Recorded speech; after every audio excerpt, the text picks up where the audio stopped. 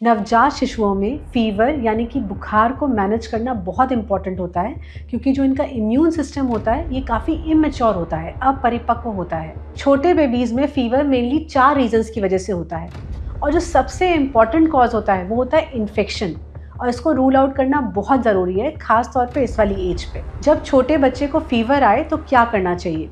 3 महीने से कम के बच्चे को अगर फीवर होता है तो उसको मेडिकल इमरजेंसी की तरह ट्रीट करना होता है। तो तुरंत अपने पीडियाट्रिशियन से मिलिए ताकि फीवर के कॉजेस को इन्वेस्टिगेट किया जा सके। नवजात शिशुओं में फीवर यानी कि बुखार को मैनेज करना बहुत इम्पॉर्टेंट होता है, क्योंकि जो इनका इम्यून सिस्टम होता है ये काफ़ी इमेच्योर होता है, अपरिपक्व होता है। और फीवर इनमें किसी सीरियस अंडरलाइंग इन्फेक्शन जैसे कि सेप्सिस या मेनिंजाइटिस या यूरिनरी ट्रैक्ट इन्फेक्शन का मार्कर हो सकता है।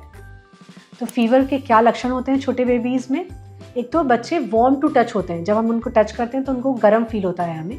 जब हम टेम्परेचर मेजर करके देखते हैं तो 99.4 डिग्री फ़ारेनहाइट या 37.5 डिग्री सेल्सियस से अगर ज़्यादा होगा तो उसको फीवर माना जाएगा।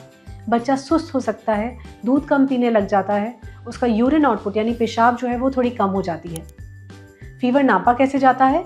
डिजिटल थर्मामीटर को आर्म पिट पे यानी कि बच्चे के बगल में लगा लेते हैं और 2 मिनट तक वेट करते हैं। जो टेम्परेचर रिकॉर्डिंग आती है उसी को फीवर मान लेते हैं, उसमें कुछ प्लस या माइनस नहीं किया जाता। इंफ्रारेड थर्मामीटर्स भी यूज़ करे जा सकते हैं, पर इनकी जो रीडिंग होती है उतनी एक्यूरेट नहीं होती, उतनी सटीक नहीं होती। तो डिजिटल थर्मामीटर सबसे बेस्ट होते हैं बच्चों के लिए।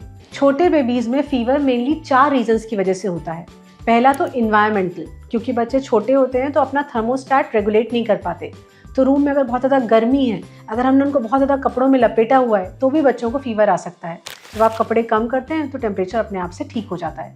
दूसरा, अगर बच्चा दूध नहीं पी रहा है तो उससे क्या होता है कि बच्चा रिलेटिव डिहाइड्रेशन में चला जाता है, जिससे उसका टेम्परेचर बढ़ जाता है। जब आप दूध पिला लेते हैं तो बच्चा बेटर फील करने लग जाता है।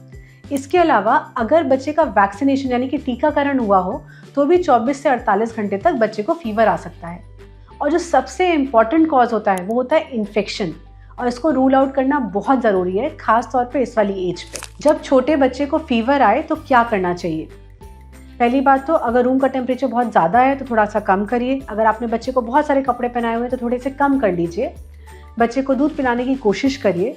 अपने पीडियाट्रिशियन से पूछ के पैरासीटामॉल या फिर जो एसिटामिनोफेन ड्रॉप्स होती है वो दे सकते हैं। अगर आपके पास ये ड्रॉप्स नहीं हैं तो नॉर्मल या फिर गुनगुने पानी, ल्यूकवार्म वाटर से बच्चे की स्पॉन्जिंग कर सकते हैं। और इसके बाद फीवर थोड़ा सा मैनेज हो जाए तो तुरंत अपने पीडियाट्रिशियन से मिलिए ताकि फीवर के कॉजेज़ को इन्वेस्टिगेट किया जा सके। क्या नहीं करना चाहिए? कभी भी अल्कोहल रब नहीं करना चाहिए, कभी भी ठंडे या आइस वाटर से स्पॉन्जिंग नहीं करनी चाहिए, और कभी भी 3 महीने से कम के बच्चे के फीवर को लाइटली नहीं लेना चाहिए। घर पे मैनेज करने की कोशिश नहीं करनी चाहिए, क्योंकि जैसा कि मैंने बताया 3 महीने से कम के बच्चे को अगर फीवर होता है तो उसको मेडिकल इमरजेंसी की तरह ट्रीट करना होता है। I hope this was helpful. Take care.